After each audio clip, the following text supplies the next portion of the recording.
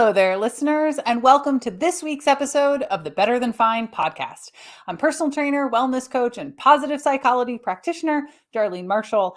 And the last couple of months, we've been doing at least one episode a month that we dive in deep on a particular scientific study. And I have been getting all kinds of feedback, some great questions and takeaways from our regular listeners. And it's been really fun to hear what you think of the studies as I break them down, the questions that they prompt in you, your takeaways, maybe different conclusions or practices that you draw from those episodes.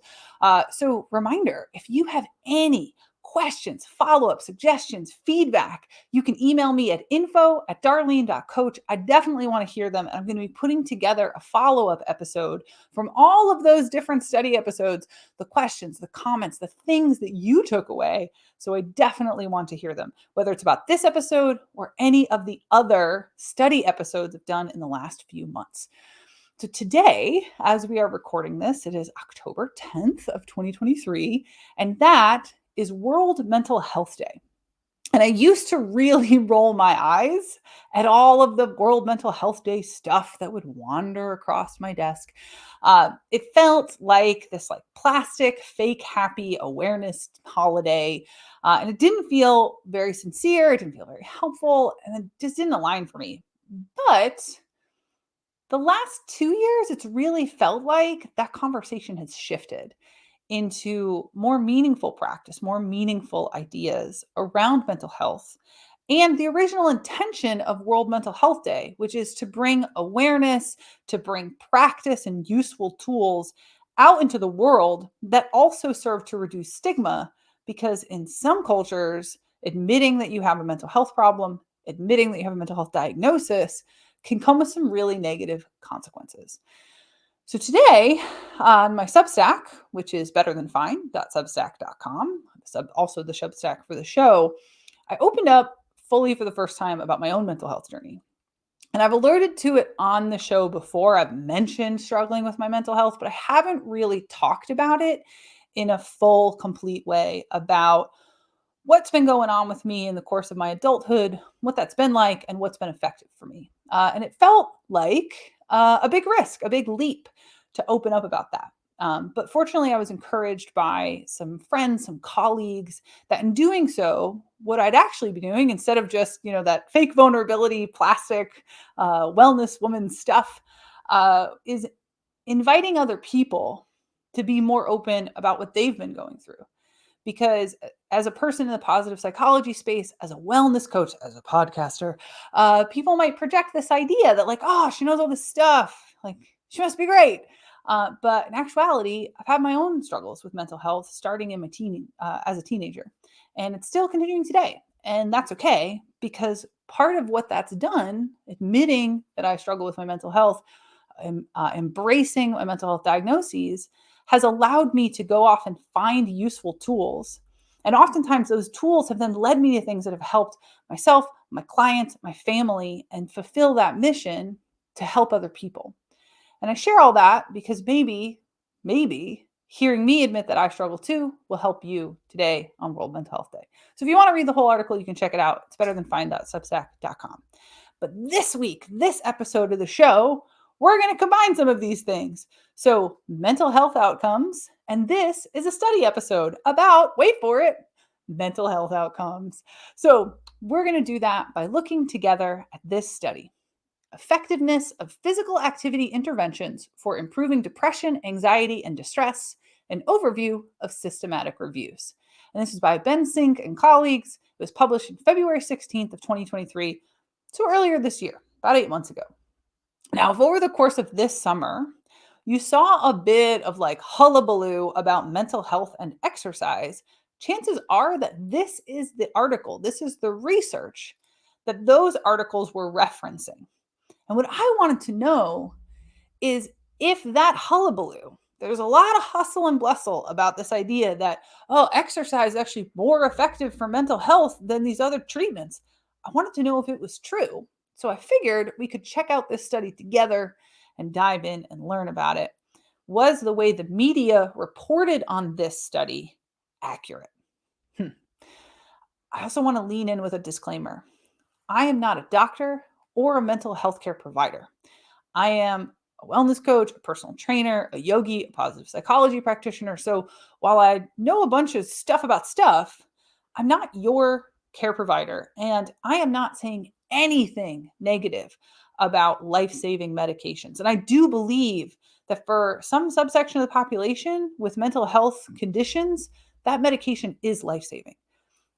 In my world, there's absolutely no stigma around a mental health diagnosis. And those who choose whether they are doing that work with a licensed clinician or out on their own as a formal diagnosis, doesn't matter. What I do feel is that we need more conversation and understanding. We need more compassion, and we need more effective treatment to work through whatever's going on with people.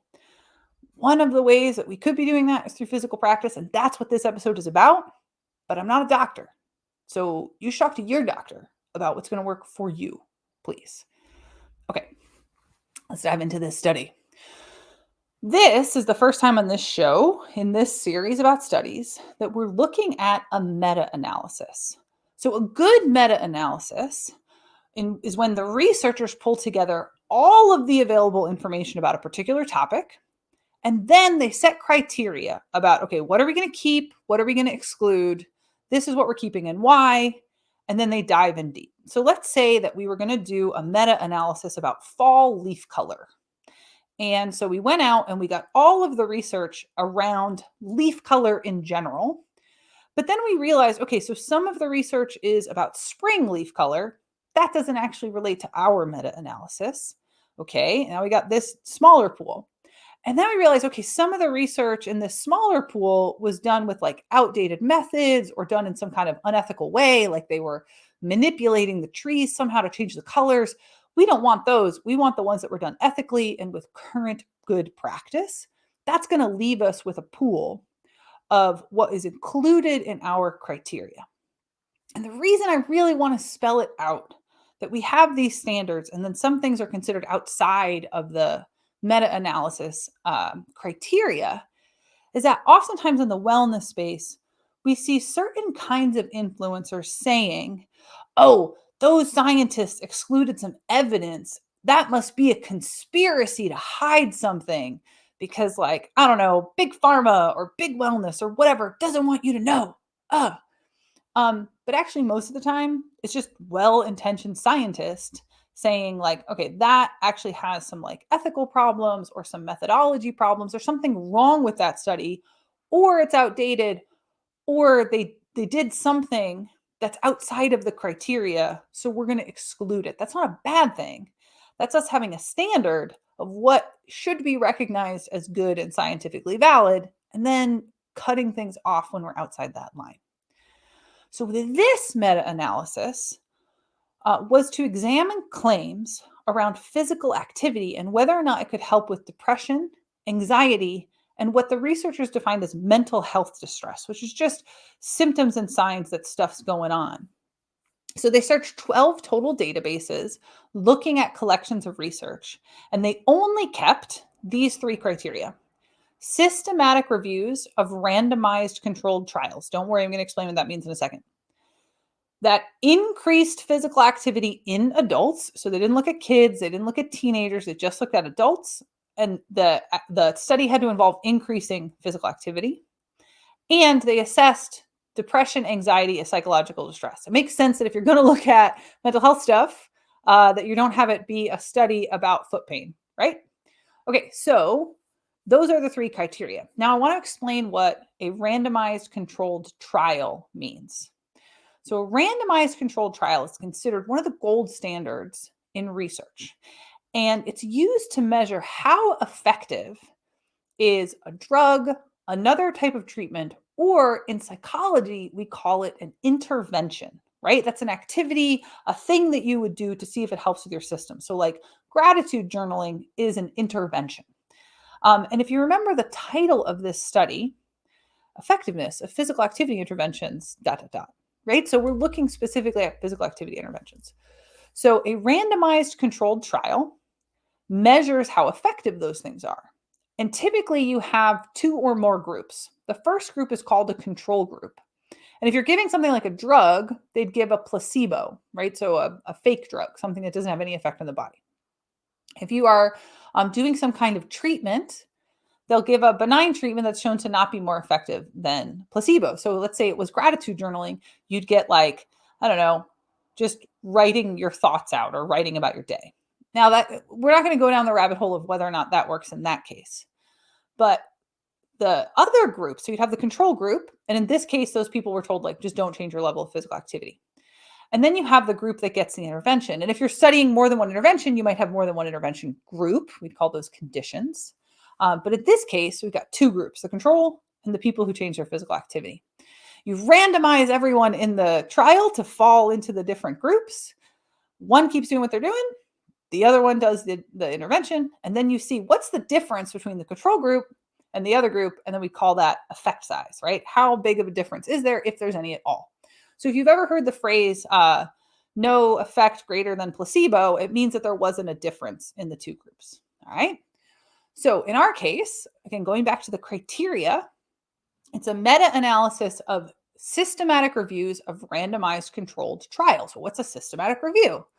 Well, that's smaller than this big analysis that we're looking at. But so they take a few studies that are similar and they go really in depth to analyze the data to look for trends. And so our study that we're looking at is looking at these systematic reviews to compile a whole lot of data. You get a whole bunch of these systematic reviews, and then we can see like what's really going on. That's what we want. That's how we find good practices, is we look at a whole big chunk of data and we go, yep, that stuff works. So in this case, in our study we're looking at, they looked at 97 systematic reviews that covered 1,039 total trials. So that's like intervention versus control. 128,119 participants. That's a lot of people. That's a lot of data. That is a lot of science to sift through to come out with good practice. The study that I read for this episode is 112 pages long, and I share that because it highlights most people out there on the internet saying like, well, I've done my research. They're not, nor should they, spend their free time slogging through data and research. That's mostly just for people who work in labs and like lowly podcasters to do to bring that information to you. You're listening to the Better Than Fine podcast. I'm Darlene Marshall, and today we're looking at the science of exercise and mental health by analyzing this meta-analysis that talks about, wait for it, exercise and mental health. So when we look at studies like this, they start with introductions that set the stage of the current scientific findings before the researchers dive any deeper.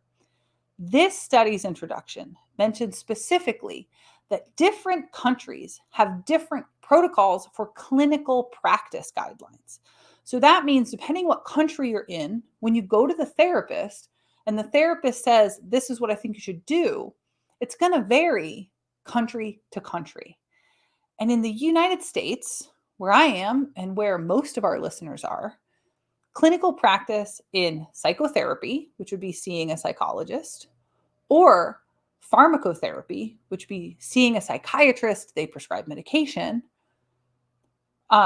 it's recommended that those things are the initial approaches for depression and anxiety, so therapy or drugs, and that lifestyle change is considered to be an optional complement and is labeled as alternative therapies. So that's the same as like acupuncture, smelling essential oils, aromatherapy, right? Like they're lumping exercise in with acupuncture, going for walks, aromatherapy, that kind of stuff. So the introduction also says that there are hundreds of research trials that have showed the effectiveness of physical activity to have a similar benefit of therapy and drugs. Now, the advantage of physical activity over therapy and drugs is that it is a much lower cost, a much lower barrier for entry for most people, and it doesn't have any negative side effects, which a lot of antidepressant and anti-anxiety medications do. So unfortunately, Because of the recommendations as they currently are, physical activity is not commonly recommended as a treatment option from therapists and psychiatrists. Personally, this is my personal speculation. I believe it is because therapists are not trained in how to facilitate movement and lifestyle change. And that's why we need a deeper conversation between personal trainers, wellness coaches, and mental health practitioners. Hopefully, this evidence is going to convince you why I feel that way. So let's look at this evidence. Are you ready? What these researchers found, 72 of these systematic reviews covering over 62,000 participants showed what is known as a medium effect size in reducing depression and symptoms. I want you to keep that thought in your head. Medium effect size. We're going to talk about that a little later. 28 systematic analyses covering 11,000 participants showed a medium effect size in reducing anxiety. Okay, we got these big chunk of people. We got a big chunk of data. Medium effect size in treating depression and anxiety. Now we get to kind of the cool stuff. I think the really cool stuff when we're talking about how do we as practitioners work with people for their mental health when it comes to exercise. Are you ready? All modes of exercise, all intensities, shown to be effective for depression and anxiety both. They look at strength studies, stretching, yoga, cardiovascular exercise. You know what that tells me? Movement for mental health, modality, irrelevant, intensity, irrelevant. The most important thing, to quote my friend and fellow podcast host, Rich Ritchie, a little bit of something is better than a whole lot of nothing. The most important thing is that you move your body if you are looking to use exercise as a tool for your mental health. There are a few details if we dive in a little deeper, but I really want to stress this.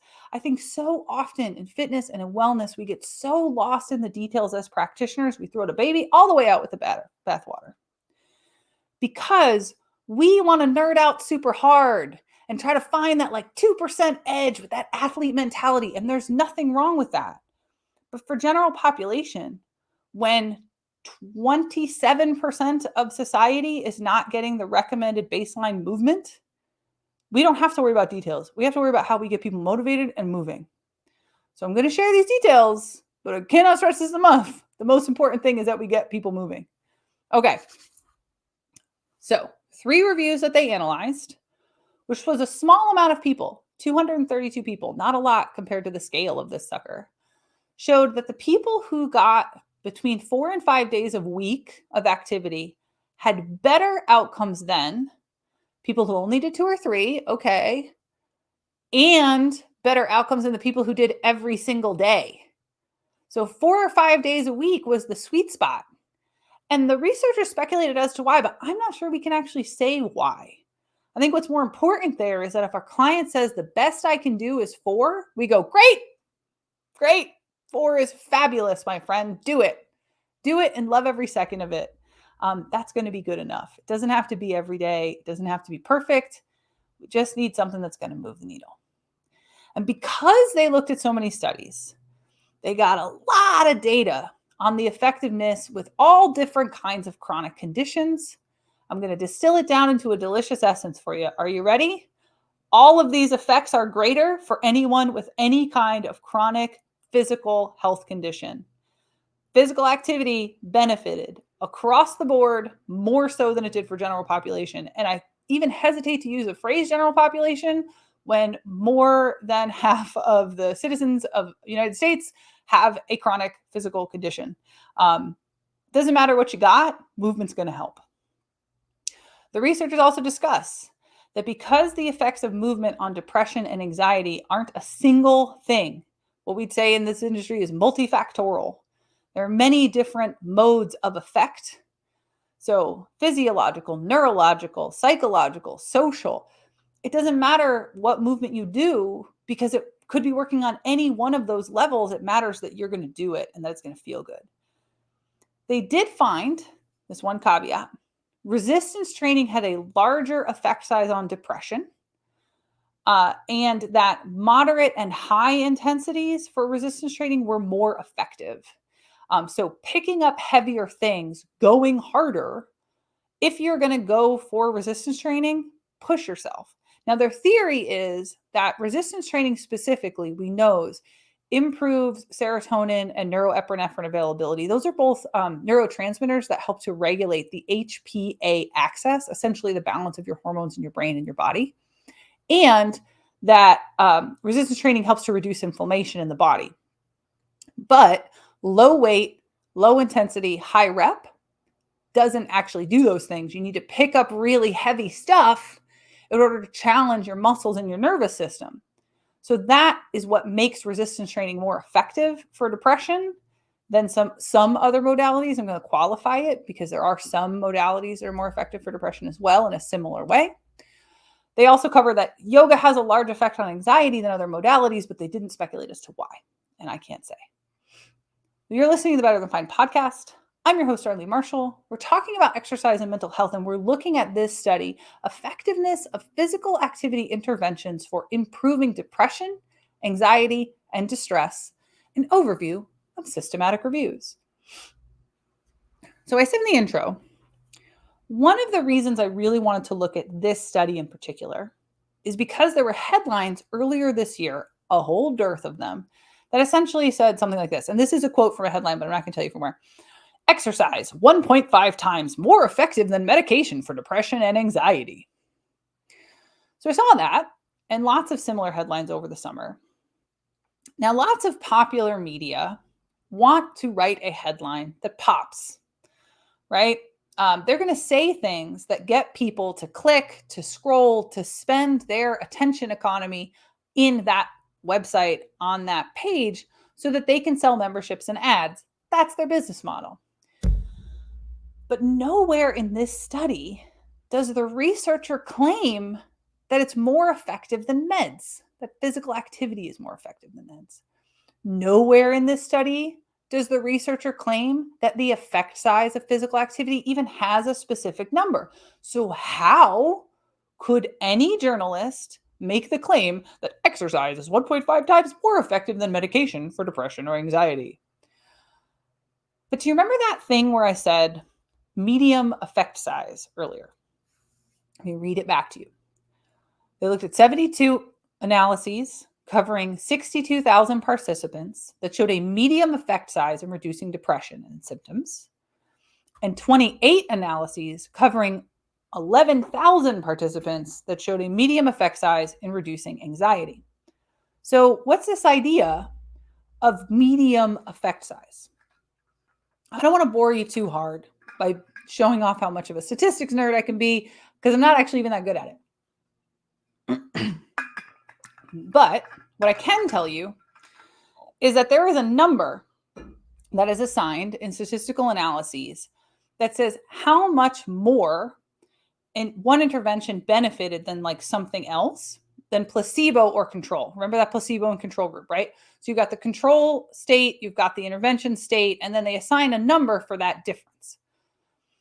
It's a number assigned relating to, if you remember, bell curves and standard deviations. And if you don't worry about it.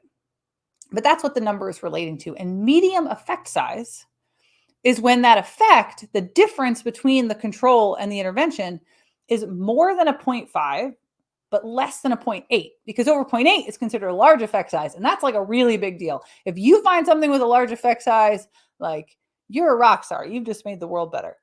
Medium effect size is pretty good. But this begs the question.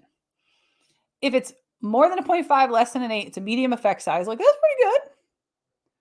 What about antidepressant drugs? Because the headline says it's 1.5 times greater.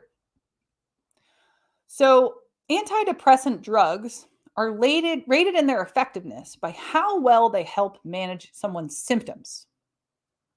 I went out and I hunted down multiple reference sources and it essentially boiled down to that the average effect size for antidepressant drugs is about a 0.3, which is considered a small effect size. One study translated it to about what the equivalent of a 10% reduction in someone's symptoms. That's what antidepressants do. So I was really skeptical about that headline, but if you think that antidepressant drugs are a 0.3 and movement interventions are a 0.5, then that would be 1.5 times as effective. So then I went out to the American Psychological Association's current guidelines on the treatment of depression. Exercise is referenced 3 times in the totality of the guidelines for the treatment of depression on the APA website. It's recommended as an attempt when therapy and drugs are found to be ineffective and still labeled as an alternative treatment, which I find disappointing, but there is this growing body of evidence that had to be created and compiled and proven to be effective. And these institutions tend to move pretty slowly. So my hope is that 6 months, a year, 2 years, I hope it doesn't take 2 years from now, I can come back on and do an update episode where I get to tell you that it's changed. But right now, the American Psychological Association does not include physical activity as their first recommendation. I see 2 gaps that might be leading to this. The first is that therapists don't know that much about prescribing exercise. They aren't educated as part of their work in embodiment practices. And some of the therapists I know feel uncomfortable because they're not knowledgeable. They don't know how to talk to their patients about exercise and how to structure exercise for mental health. So that's one gap. And if you're a therapist that listens to this show and you want to talk about what effective education would look like, please reach out. I very much want to talk to you. The second gap that I see is that movement practitioners, so personal trainers, fitness professionals of all stripes, we've been trained that to see physical practice through the lens of gaining muscle, losing weight, physical performance, right? We're trying to cause a physiological adaptation. And because we focused on that, and it makes sense given the previous evidence, we don't really have information out there about how to structure exercise for mental health and emotional health. It's part of Certified Wellness Coach. It's part of our education, but it's not necessarily for your standard movement practitioner. And I see that as a gap. And if you are a movement practitioner that wants to have a conversation about mental health, please do reach out because I'd love to hear from you. And let's open up this conversation because I believe wholeheartedly, 100%, this kind of practice, this direction is the stuff of the future. And I believe that the savvy practitioners are the ones who are going to know and learn how to blend all of these different factors into a modality that supports mental, physical, and emotional well-being because we are one holistic integrated organism. And if you listen to the show for a while, you know I do not believe in mind body dualism at all. We're all one thing, and that's a person. So I want to hear from you. If you have feedback, if you have thoughts, if you have ideas, reach out. You can email me. It's info@darlene.coach. Instagram is also darlene.coach. You can find me on LinkedIn or check out our Substack. It's betterthanfind.substack.com. If you're a fan of the show, if you haven't subscribed already, please go ahead and do it. If you haven't let us a review, please go ahead and do it because that is going to help other people find this show.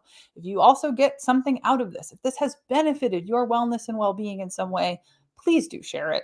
That also helps our show to grow. Like, comment, subscribe. You know what to do. The other thing I want you to do is be well and take good care of yourself. See you real soon.